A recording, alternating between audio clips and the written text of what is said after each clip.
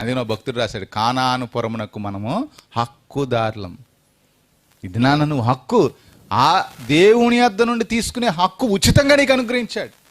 నువ్వేమి చెల్లించే అవసరం లేదు. ఎందుకంటే మనం చదువుకున్న ప్రకారంగా నువ్వేమి చెల్లించే అవసరం లేదు. బాకా లోయలో నువ్వు నడిచినను ఆ లోయను నిన్ను ఏం చేస్తాడు? మెత్తగా చేస్తాడు. మెత్తగా ఉన్నతమైన స్థితిలో నిలబెడతాడు.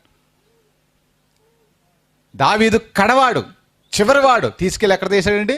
మొదటి వాడిగా చేశాడు. అందుకనే ఎటండి, మొదటి వారిని కడపటి వారిగా చేస్తాడు. కడపటి వారిని ఎందుకు అయిపోతున్నావు, ఎందుకు చేస్తున్నాడంటే ఎవరు మనసు పాడేసుకుంటారో, ఎవరు మనసు వదిలేసుకుంటారో వాళ్ళు కడపటికి వచ్చేస్తారు. ఎవరు మనసు నిలకడగా పెట్టుకుంటారో, లోతు పెట్టుకున్నాడు కనుక తప్పించబడ్డాడు. తన మనసు నిలకడగా పెట్టుకోలేదు. ఎక్కడ పారేసుకుని వచ్చింది? తన భార్య సొదొమలోనే పారేసుకుని వచ్చింది. అందుకనే తన మనస్సు ఎక్కడ పోతుందో మనిషి కూడా అక్కడికే పోతాడు. అందుకని తన మనస్సు సొదొమలో వదిలేసుకుంది కాబోలు మనస్సు కోసం తిరిగి నిలబడింది. ఏమైపోయింది? ఆలోచన చేయండి.